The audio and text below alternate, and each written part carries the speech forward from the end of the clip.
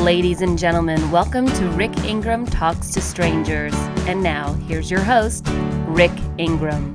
All right, guys, welcome back. Rick Ingraham Talks to Strangers. Just got back in the country, checked things out over in Europe.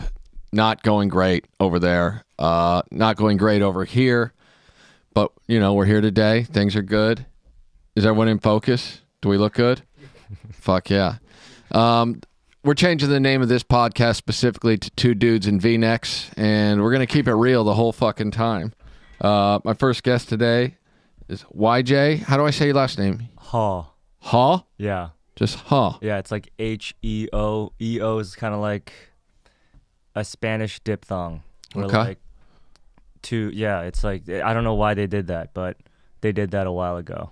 And what nationality is that? Korean. That's Korean. Yeah. Thing I know about Koreans, when I first moved to LA, Okay. first group of friends I made were almost all Koreans. Okay. Unbelievably racist. And it was an eye-opening experience for me. They can be certainly very racist. Yeah. Yes. I find now most people in the world are some level of racist, but Yeah. they were just very comfortably racist. I see. Yeah, they have some prejudice that, it's a kind of an insular country. Yeah. Right, so everyone else looks like an alien to them. I guess that makes sense. Yeah. I support all levels of hatred as long as it's, for a specific thing and not just a general hatred. Okay. So, YJ, do you just go by YJ because it's hard to say your name? Yeah, well, it's short. It's not short for Youngjun because it's the same length as far as in theory, yeah. But I grew up in Indiana. Oh, yeah, that'll do it. So it's like, it was like Youngjun and then YJ, and then in college, friends would say Wyge to shorten it even more. Wow. Yeah. That's how lazy people in college are. Right. At some point, I might not have a name because it's just shortening. This can be like, yeah. Yeah. Wow. Yeah. All right, so growing up in Indiana, how large is the Asian population? What were you in Indianapolis or no. et cetera? Well, I was born in Indianapolis, but my father's a professor. Okay. So he was a grad student until I was 12. Wow. Yeah. And so younger brother and I, mom, dad, and he eventually got a job at the University of Southern Indiana. Okay. Which is in Evansville. I don't know if you've ever heard of that. I'm somewhat familiar. I've heard of the college, but yeah. So what? Tell us about Evansville. What's that like? So I say Evansville, but I'm actually from Newburgh. Okay. Which is like even smaller. That's an outskirt of. It's an outskirt of a town you don't know. Okay. Yeah. It was nice, and I think it was like a really good, mostly good experience. Nice and slow. People are really friendly. Right. Once they get to know you. Sure.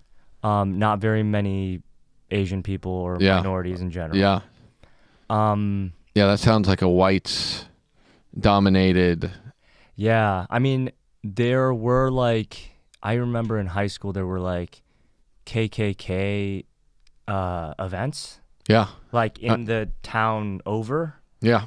But the news would report it like it was, I don't know, just an out of control. No, just in any, just like. Oh, it was nonchalant. Yeah, it was just this is what happened today. It's and I used to be like, oh, this is bizarre, but yeah, it is kind of. It's. I grew up in a similar kind of place. I grew up in the suburbs of Kansas City, but we were very close to the country, and so my school was mostly suburban white kids. We had maybe 100, 150 minorities out of 2,000 kids. Yeah. And then I would say about 300 to 400 very redneck whites. Yeah, yeah. And they would park their trucks in the back of the parking lot with their Confederate flags and their... Yeah, lots of Confederate flags. Yeah. But I don't actually think the kids really know what that is. I don't either. It's just passed down. It's a tradition thing, and they think it looks cool. I remember some of them would say,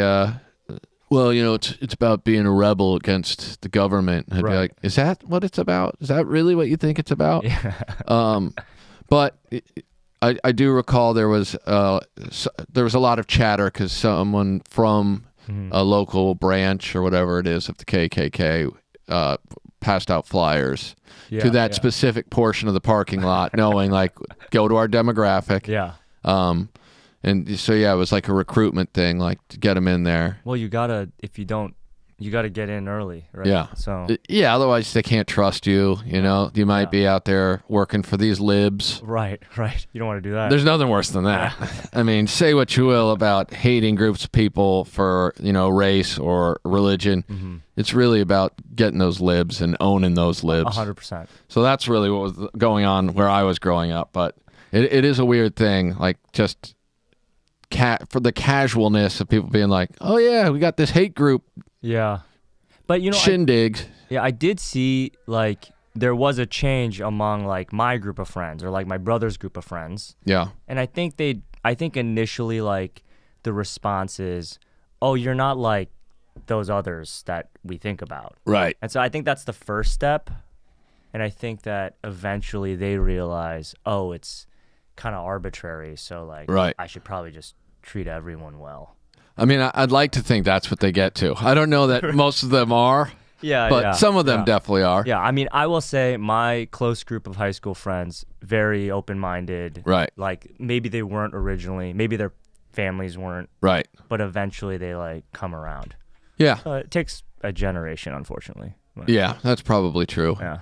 I had a friend who I think she was Taiwanese. Uh-huh. But her dad was very unhappy that any of us were friends with her. Like, I would call her house and be like, is she there? And he'd go, who's this? And I'd go, this is Rick. And he'd go, oh. And I just remember being like, what is that? Yeah. And then she'd be like, oh, just ignore him. He's just, he wants me to hang out with Asian guys. I was like, oh, okay. Probably not Asian guys, probably nobody. You know what? The father part of it, he was probably just like, why is anyone calling my daughter? But she eventually did, because I'm just like, does he hate me? And she's like, no, she hates all of you. Yeah, like, oh. Equally. Yeah. Yeah. And I think maybe if the KKK knew that there was an element of racism in Asian cultures, they would be way more accepting. Oh, I see. That would be a tricky thing to. Yeah, he'd be like, out. look, we all kind of hate, and they'd be like, oh, okay, I didn't know. Yeah. I didn't know. I didn't realize that there was racism in other races until I moved to LA, and then I found out everyone just hates.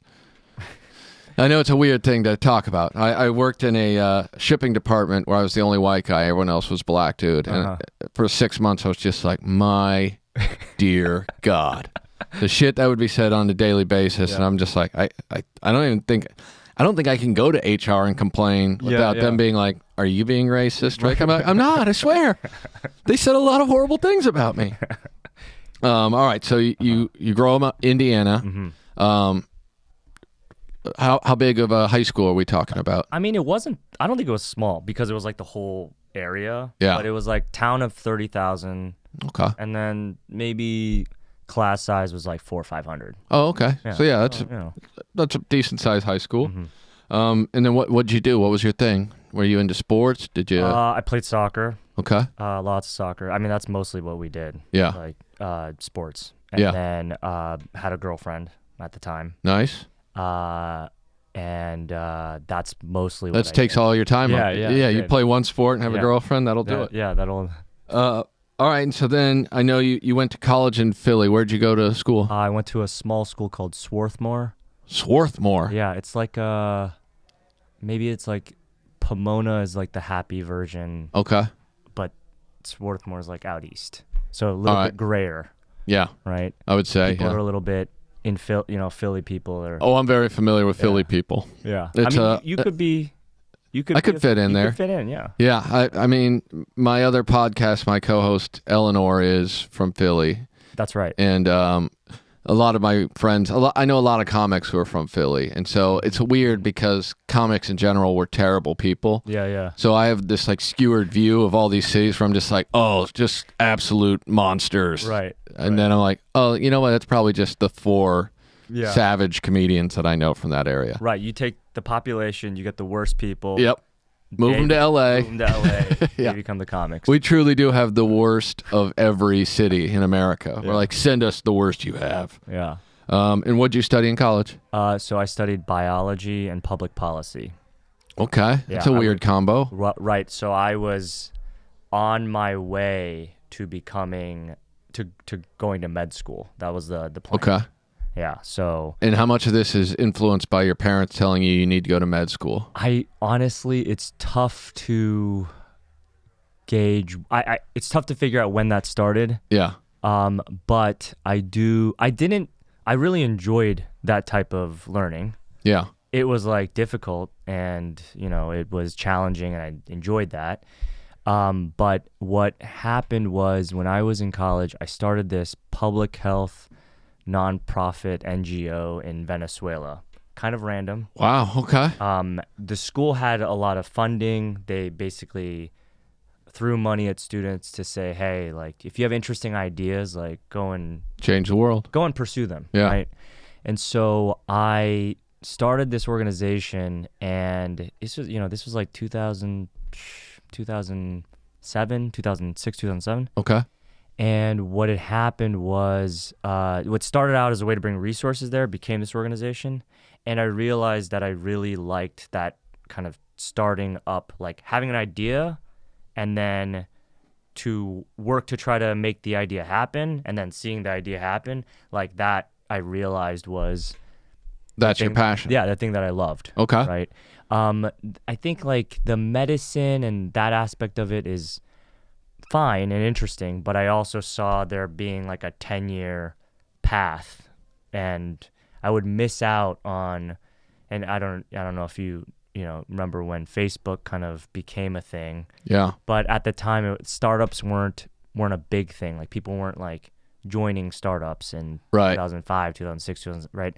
So the dream of starting something and selling it for a ton of money wasn't grasping America yet. Right. Well, people didn't know that, right? Yeah. We didn't have like stories online of the rises and falls of whomever. Right. And so there's this weird thing that happened where I had when I had this organization, like I had this best friend from high school who's a genius, computer guy, genius. And I was like, hey, Mason, can you make us a website? And he was like, I'm not a web programmer. And I was like, whatever. You're a genius, dude. Yeah, whatever, man. Figure it out, right? By the way, Mason, terrific. Yeah.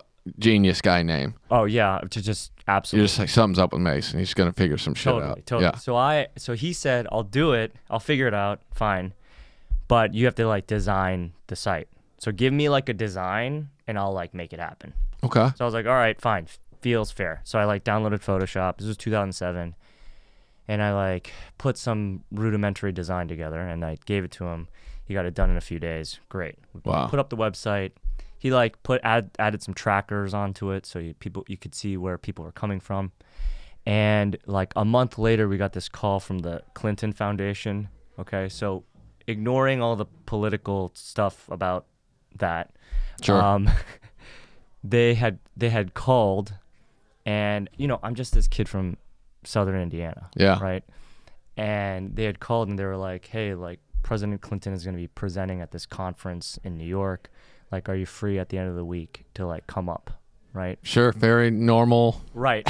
So I was like, what the heck is going on? Yeah. Right. Like, this is crazy. Right. Yeah. And I at first I was like, this can't be real. So like, they send me the ticket information and I'm like, okay, I'm like going to go up. So I go up to New York City and like, I see the man himself and, everyone's like, you can tell why he became president, right? Charismatic. Just, I mean, everyone, like Matt Damon is like drooling. Yeah. Like he's like, right. Everyone is impressed. Yeah. And so it's like, I shake his hand, I meet him. He's like, oh, you're from Swarthmore. And then he like, I think part of his charisma is he's like, oh yeah, like I had a law school classmate from Swarthmore, blah, blah, blah, blah. And he's just rattling off a He can relate to anybody. Just anything. So I just felt like I was the only person in his life. Right? I was like, right? You and Bill, best friends. Mason's out. Bye, Mason. Bill's here now. Just kicking it. Yeah. And I was like, this is just insane. Yeah. Right?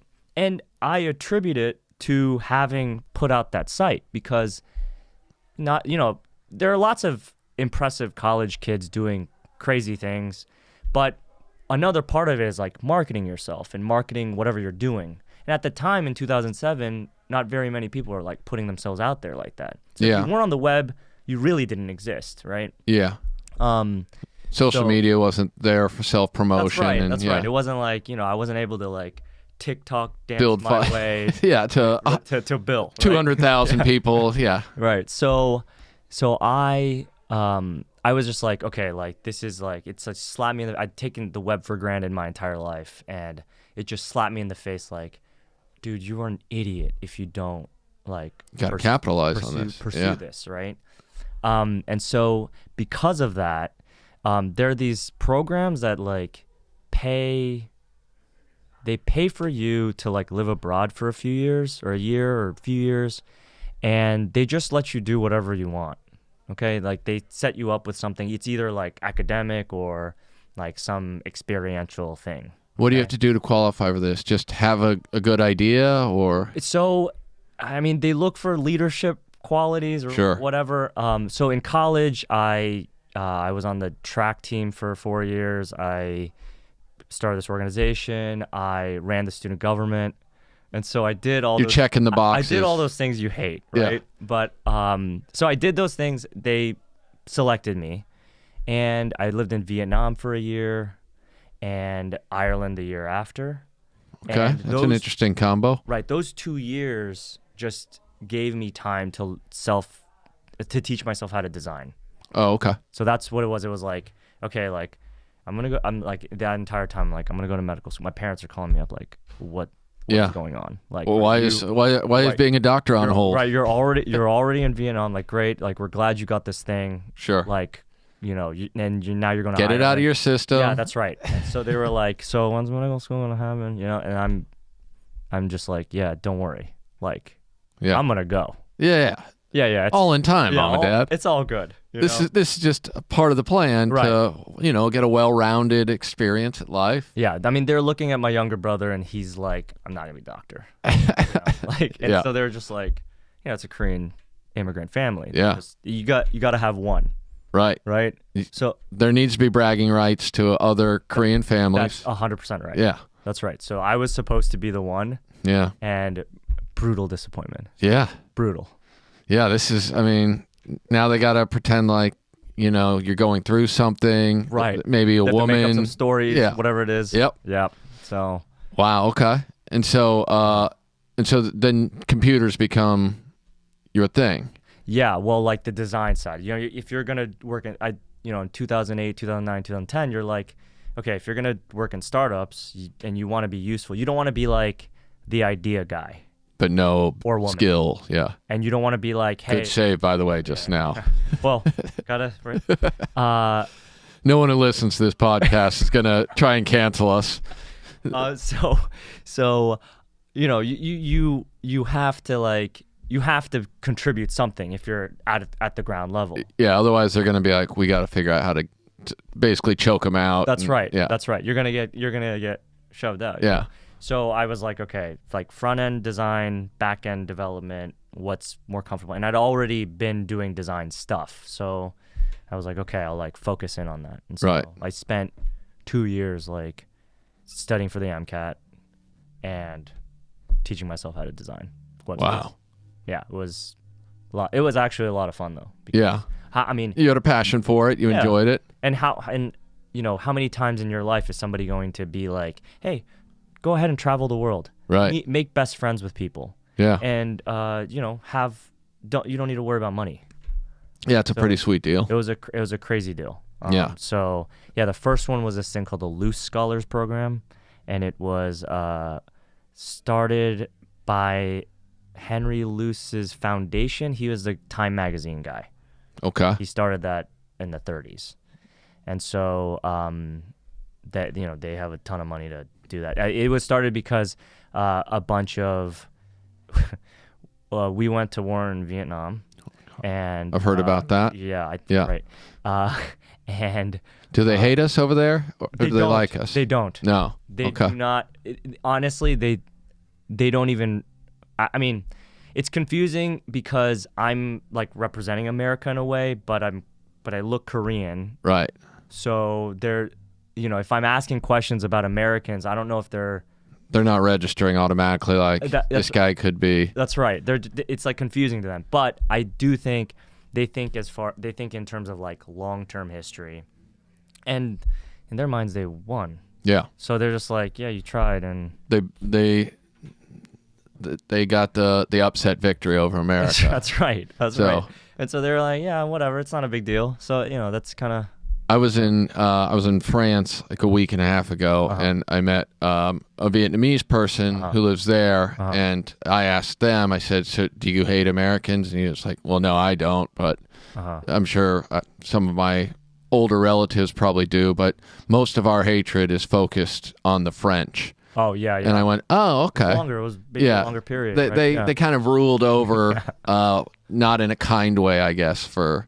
Yeah. Some period of time. So that's really our dabbling in Vietnam only lasted that's common knowledge anyway for like a decade. The French had the opportunity to rule. Yeah. Whereas the US like they were over there, mistreating people and that kind of thing. And we were helping them.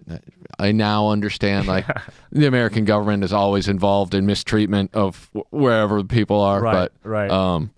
So yeah, I was fascinated. I'm like, oh, okay. All right, but you're here in Paris. And he's like, well, yeah, I don't care. I was born in 1993. I'm like, yeah, that makes sense. Yeah.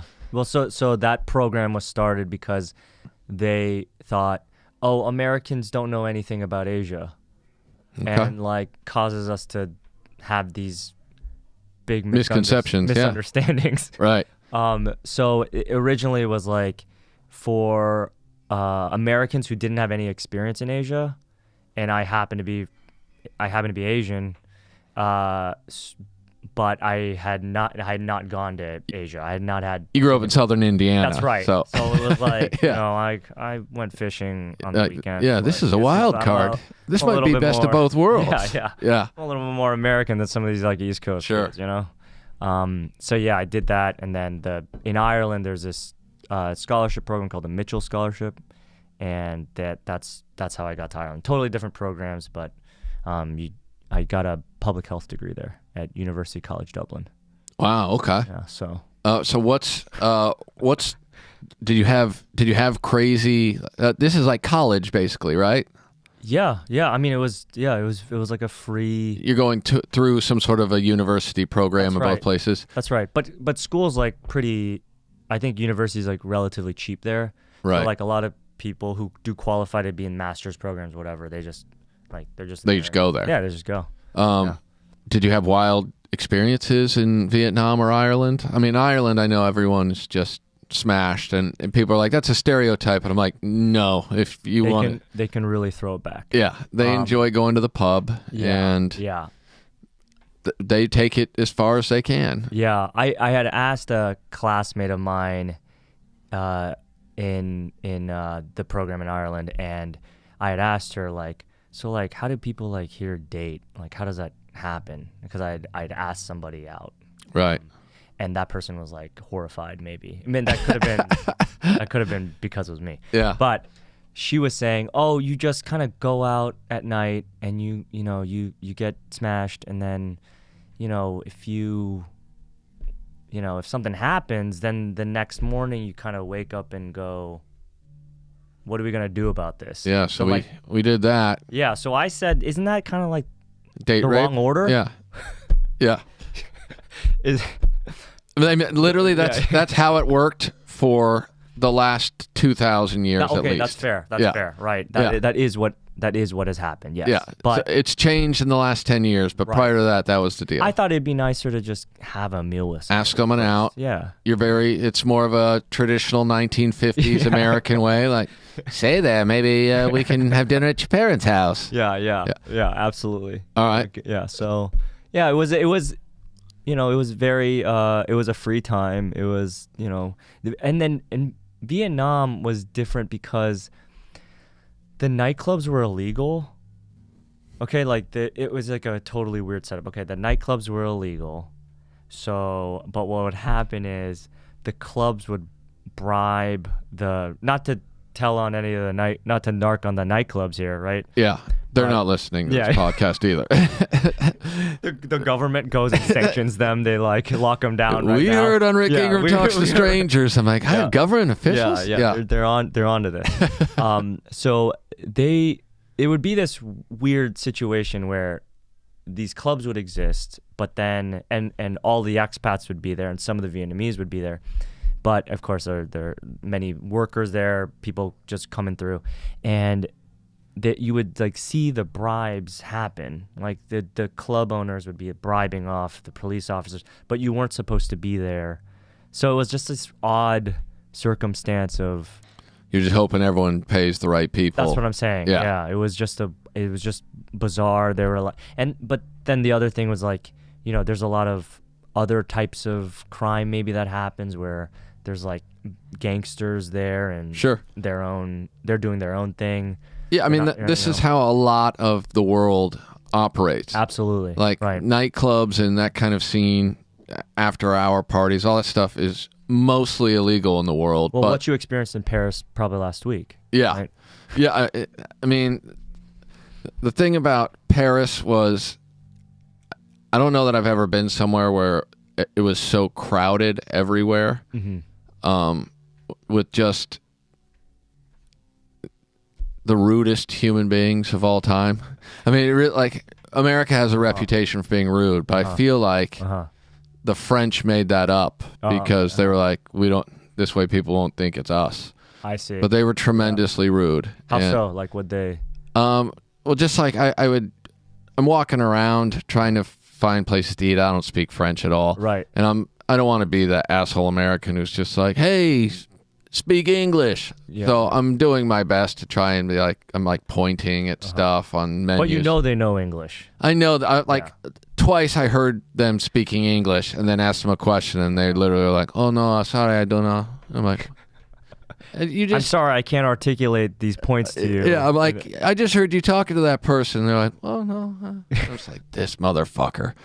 So then at that point I was like, all right, now I'm pissed. And in my mind I go full nuclear war immediately. Like there's no slow build up for me. I'm immediately just like, fuck, we shouldn't have saved them in WW2. Freedom fries. Yeah, all of that. Yeah, I'm so mad. We're taking French toast back. That's now freedom toast. That's right. I'm not putting up with any of this bullshit anymore. I'm now pro German in any sort of soccer match at least. Yep. Definitely not pro-Nazi. I don't want anyone to think that. Right, but at the same time, I could use a little appreciation for what we did WW1 and 2.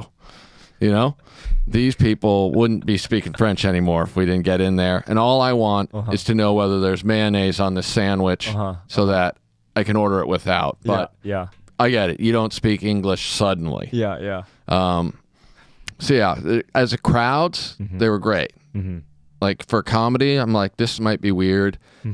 We were in England before that, and I'm like asking, like, yeah, what's it going to be like in France? They're like, oh, it's going to be mostly Americans and Brits. And it wasn't. It was like 70-80% French people. Nobody smacked you. No one's smacking me. Okay. They all, say this. It's weird. I say a lot of horrible things as a comedian. And people laugh. I see people look uncomfortable. Like, that's what I'm used to. French culture is so theater-based that when they laugh, they also clap. And so I would say something horrible, and they all would start clapping. And it kept making me smile on stage, so I'm just like, this is such an absurd thing. I'm like literally baiting people into hatred, and then they would all laugh and clap. Yeah. And in my mind, I'm like, oh, this is how Trump became Trump. Yeah. He just started saying terrible things. Right. And in America, people are actually terrible, so they actually are clapping for the terribleness. Yeah. And then he's like, oh, this is great. And, just tried to ruin the earth. Rick, I have a question for you. Yeah. Were you, when I was in high school, were you at those KKK rallies giving the... I was in charge. Yeah. My territory was Kansas City to southern Indiana. Okay, all right. Yeah, no, I mean, I would say a majority of the people that I've hated in this world have been trash whites. Like, that's the worst group of humans still to this day I've ever known. So it's hard for me to, like, I just could never buy into white supremacy. I talk about it on stage sometimes. No one has ever given me an example of what we're supreme at this point. It's never the good whites who are white supremacists. It's not like Tom Brady is preaching, like, look how fucking superior we are. Because if he did, people would be like, yeah, he's pretty good. But it's never that guy. It's always the dude who's like the worst employee at Jiffy Lube. Yeah. And you're like, wait, why do you think, what convinced you that white people are supreme? Yeah. I don't know. It's kind of, he has to trick himself. He's lying to himself. And it is a he. Yeah, it's always a him. Yeah. So. Yeah, I don't know. I've never met any female white supremacists because there's a level of compassion in pretty them. rare, I think. Yeah. Yeah. And, you know, if they are, they probably are that dumb traditional, like, well, I'm gonna let my man speak up for me. He'll tell you why I'm superior. Yeah. Yeah. And definitely with that exact accent, no matter where they are. They always sound like they're from the South. I was amazed, like, when I was in Alaska years ago, the really dumb people talking. I'm just like, how the fuck do you have a Southern accent in Alaska? And they're like, oh, it's just like a dumb rural thing. Yeah. Like, you picked it up from country music and whatever it is. Well, when I see these kids in Indiana now, I mean, they've all had the internet. Yeah. I think they're all kind of homogenized to a degree. Yeah. To everything. Yeah. So it's like, you know. And you still live in Indiana? So I'm in Indianapolis and San Francisco. You do both? I do both. Yeah. In San Francisco. So now I'm assuming you work tech. Yes. What do you do now? So I run a web design business, Okay. product development company, and I have 2 products right now. Okay. What are your products? One is called Publit, Publilit. Publit. Yeah, Publit. Like, it's a portmanteau of publish and literature. Okay. Okay. But it's the web domain is publitdesign.com, and it's a personal website builder. So it allows you to really easily make a personal website. This is great. I need to build a website. Okay, well, So I can go to this. that's right. Okay. Tell me more. I'm listening. Okay, all you got to do is sign up, Mm-hmm. and you're effectively filling out a form, adding your beautiful face, Sure. picking out colors, picking out a template. You're just clicking, Right. and then you press a button, and then boom, you have a website. Wow. Yeah. That's actually really a good thing that people could use. I think so. I mean, so it started because I had a friend of mine who was in a PhD program, and they all kind of need websites because they're trying to publish stuff right. And he asked me to make one, so I made one, and then I realized, oh yeah, my dad is a professor, and he's always had terrible websites. And so I was like, okay, like, it's a hyper competitive ecosystem. Yeah. And they need to market themselves. So it started as that. Then I realized, of course, like, for everyone else, like, more and more people want and need personal websites. So like, it's out. And is there competition in this? Yeah, so there's tons of competition, but I think we hit, like, the right price point. It's about $80 a year as opposed to, like, $150 or $160. Yeah. It's very reasonable. Yeah, and then, like, so we try to, like, cut it by half, and then we just have made it so that, like, I'm a designer, right? So I know, like, the complexity behind making something look as good as it possibly can, given, like, various browser widths and whatever people are using to, like, see your website. Sure. So I thought, it's in some of these systems, they're kind of forcing the user to, like, pick the right photo and, like, lay out the right everything. Right. And, like, while that's, like, good and powerful and customizable, that's still, like, a design burden that, like, the user has. So what I did was, my team did, my team prioritized making it stupidly easy. Like, you don't have to design, you don't have to program. It's none of that. It's like filling out a Google form. Yeah, that's perfect. I mean, like, for me, that's like, I look at it and I'm like, people ask me questions. Yeah. Like, I just like with this year was like, I need to build a website. I started getting some things going, and then I'm just like, I don't even know where to begin. And when I ask friends who kind of know about that stuff, they're like asking me all these questions, and I'm just like, I don't even know what the fuck that means. So yeah, well, Rick, this could be good. Yeah. All right. And so, then what you said, you have another one. What's the other product? So I do have another one. Yeah. The other product is called Float. Okay. Float. Yeah. Okay. And what it does is it allows you to use your phone at eye level almost anywhere throughout the house. So it's a mount, but it's a very powerful mount. Okay, it's like super powerful. I have it in my bag. I'm gonna show you in a second. Okay. But the way that it works is the way that I used it, and the way that it started was, I use my phone in the shower. I know that sounds crazy, but it's like I listen to podcasts or something, and like, how long do you shower? Strangers. I would probably, my fiance would probably disagree with the number I'm sharing with you, but I'll probably say like 10 minutes. A 10-minute shower. Yeah. And you don't want to waste that time doing nothing. I don't want to waste, yeah, exactly. Okay. Well, what am I going to do? Sing to myself? Listen, you're a go-getter. Right. So I'm listening to like podcasts, I'm reading a thing, I'm sending out an email that I need to send out. Whatever it is, I'm trying to like get things going. Sure. This is another way for me to do that. Yeah. Okay. So when I was in my apartment in San Francisco, and like the apartments in San Francisco are like, they're pretty small relative to other places. Yeah. Right? More expensive, smaller spaces. Yeah. Right. So I'm in the Mission, and this was like a few years ago, like 4 or 5 years ago, and I have my phone like on a ledge, and I'd be listening to the podcast. It wasn't great because the speakers weren't as great, but the phones weren't waterproof then. So like you're like precariously placing your phone somewhere. And hoping for the best. And hoping that you're squeezing out a little edge, right? You're getting that extra info, right?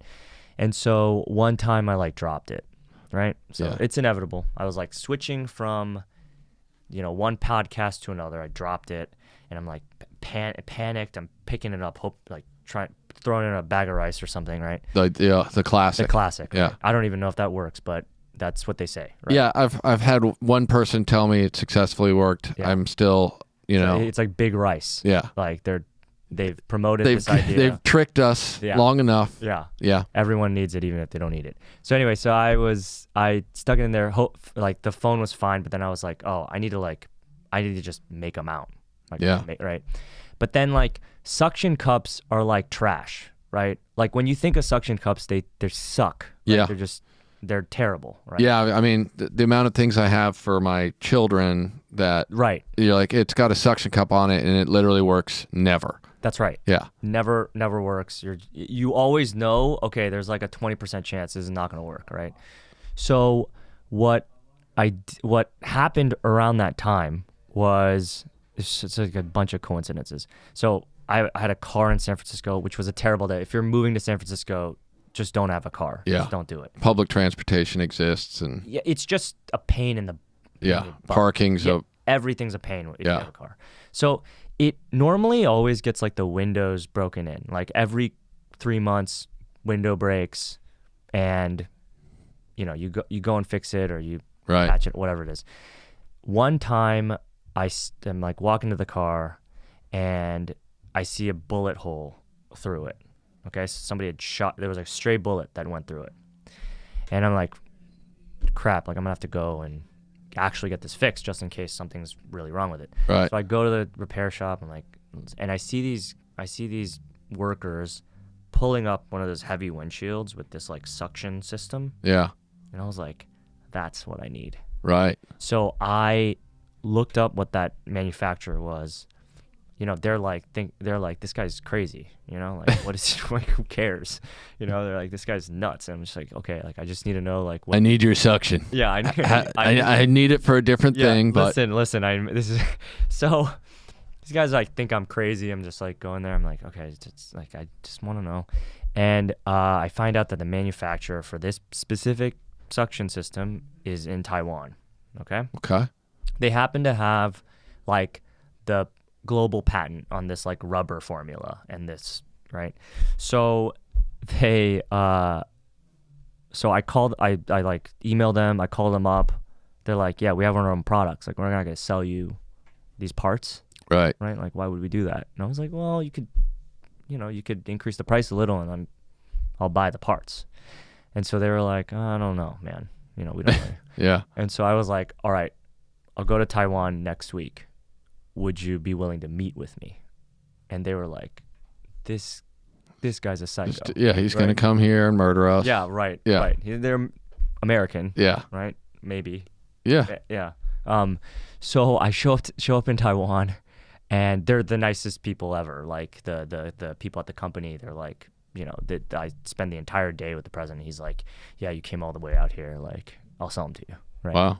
So I, at that time so I'm like getting all this together. And then during that time, it's like Airbnb was like starting, and like I had a spare bedroom. So I like rented out the room every once in a while. And it, there was a time when like, it wasn't like the big business that it was. It was like, there was a time, especially in San Francisco, where like you're meeting these interesting people from all over the world. They're coming to a conference, and I was like, this is like awesome, because you're just, you're meeting these interesting people who like do all sorts of random things. Right. And I met this guy, Tyler, who was staying at my place, and he was one of these guys from Tennessee who like worked on a car when he was a kid, really hands-on. Like, I knew these kids growing up, right? Yeah, man, me too. Super handy.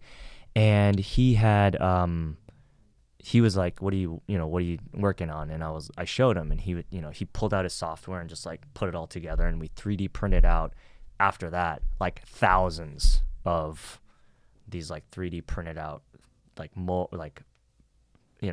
proto products, right? Right. And then, but at the time, the phone was still not waterproof. Right. So what crazy person is going to buy this thing for your shower when your phone's not waterproof? And like at that time, I don't know if you remember, you're like freaked out about your phone ever getting wet, right? Drop of rain, anything. Something, right? Full panic, yeah. Yeah, full on. So I was like, I'm going to just shelve this for a little bit. And then, I don't know, I always go to like these like tech websites or whatever, and there was a publishing on Mac Rumors, and it was like Julie Clover was the author. I want to give her credit. But she had published this article that was like the new iPhone, I think it's iPhone 7, I think it was 7. iPhone 7 is going to be water resistant. And I was like, I gotta move on this. Yeah. Right. So I like went out, found like the plastics manufacturer in America, because they could do it really fast and turnaround's really good. Right. So I like built this product. Let me show you. So it is.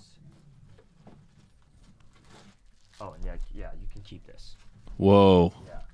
But if you don't like it, because like half the my brother doesn't even use it because he takes 4-minute showers. Right. Right. But like my fiance uses it at the mirror, because she's like doing her makeup and like right. a video. So anyway, so this is the product. I'm gonna rip this off for you. But basically, that's what it looks like. Wow. Yeah. So it's like, so then like this is like a, not such a, but if you see, it's like a super, like I'm lifting up the table, right? Yeah, that's crazy. So it's like a, yeah. And then you. Oh yeah. Wow. So it looks like that. What causes it to the suction to work like that? So basically, there's this. Okay, so we're getting a patent on this lever. Okay. And the way that it works is, well, where's your phone? Here, give me your phone. So the lever is meant to like prevent you from using the device incorrectly, right? So like it's kind of, it's like sticking out, so you can't use it unless the lever is like engaged, right? Right. So it has to be engaged, and when it's engaged and then you hear that snap, there's like a like a permanent like vacuum seal that it's like concave, right? Right. So that just locks it in, and it could stay there for months. Wow. Right. I mean, it could stay there for a year, but we like tell people to like change it in and out. Yeah. So then you're like here, and like that's how you use it at eye level. So like why, it's like angled 10 degrees because we measured, like you don't want it to be too high up because then your arm, you have to move your arm. Like we want to make it as easy to use as possible. Like imagine the laziest person you know. Okay, I'm picturing me. Okay. Yeah. So Rick doesn't want to raise his arm. No. Like a Nazi. Yeah. It's a bad plan. It's a bad plan. So you want to make it, accessible through your arm, but then visually accessible as well. Right. So we just kind of like found this correct point, and then, you could use your device. Oh, there's your. Yep. There's your kid. We won't show people your kid. Yeah. But you could watch your kid right every day when you shower. Right. But you can use it like this. You can use it like this. So you can watch movies or whatever it is the kids are watching. Whatever you want to watch. YouTube videos, I guess. That's right. TikToks, all sorts of stuff. Goddamn kids. Wow. So that's how it works. That's rad. And so you have a kid, I'm sure you could use 2 extra arms. Yeah. And so like imagine, I don't know, your family calls and like your kid's in your arm and you're trying to brush your teeth and right. This is something that's a beneficial product. That's right. I don't like that you're doing things that people could actually use for good. Yeah, well, what's the deal with that? Are you okay? It is made out of plastic. Okay, good. Okay, but oh no, it's multi-use and you could use it for 5, 6, 7, 8, 9, 10 years, hopefully. God damn it! Right. But if we throw it in the ocean, could it kill something? A lot of turtles. Yes. Yeah. A lot of people don't realize how fucked up the turtles are, and they're ruining this planet. Wow, that's cool, man. Yeah. So it seems like you've got decent things going on. We're trying to do a lot. We're trying to do as much as we can. And so this is something you can buy. Yeah. Oh, yeah. So you can buy it at buyfloat.com. BUYFLOAT. Buyfloat.com. Yeah. And who designed that website? We designed it. Yep. Yeah. That's what I figured. Yeah. Using all your skills to help yourself. Yeah. Wow. Okay. Yeah. And is there other things you want to promote? I'm going to. I have a YouTube channel. Okay. Where I'm taking everything I've learned over the last 15 years, from college to national fellowships to tech design to startups. I'm just like condensing it all, and I'm just gonna put it all out there. Nice. So I'm planning on putting out more and more. Okay. Get the content out. But I think it's like, I'm very comfortable now with like my with design, especially like software design. And there's not that many channels, I think, that review software design. There's a bunch of people who review iPhones or sure. the latest computer, but so I'm eventually gonna make the channel about that. But I want to like put in everything as much as possible. Okay, and your websites again, the two that so one is publitdesign.com. Yep. PUBLIT design.com, and the other one's Buyfloat, BUYFLOAT.com. Okay. And you can just search for me on Google or YouTube for YJHEO. Okay. Yeah. Great, man. Well, thank you. I think that's the time we have, but I appreciate it, man. That's cool. Very interesting, man. Thanks the so whole much story is very, very interesting. It's a little weird. I mean, I'm not a doctor, so none of it matters, I mean, right? You're a huge disappointment to your parents, despite failure. Whatever success. They probably can't even really explain the successful things that you've done to where their friends would be impressed by it. I mean, I think I just made this maybe to like, so there's despite my mother, who really hates when anyone takes long showers. She just hates it. Yeah. So I think I might maybe like in the back of my mind. You're like, if you're gonna act disappointed, I'm gonna give you something to be disappointed about. That's right. That's nice. See, now that I know there's levels of spite, I don't feel as angry about you doing great things. I don't know if you can characterize them as great, but listen, you're making actual things in the world. That's, it's more than most people are doing. Well, I'll have you call my mom after this. Dude, perfect. I'm great with moms. They typically, after talking to me, they're going to be more than impressed with what you've done. That's really my gift to the world. Is it can always, hey, at least he's not that guy. That's what I give to the world. We'll see. All right. Well, thanks for being on, man. Check it all out, and keep listening. We're getting close to the end of the season for Rick Ingraham Talks to Strangers. So keep listening, keep rating, even if you hate us. There's nothing wrong with that. And thanks for being on. I appreciate it. And we'll talk to you guys soon. If you'd like to be a guest on our show, please DM Ingraham Pod on Twitter. That's INGRAHAM Pod on Twitter.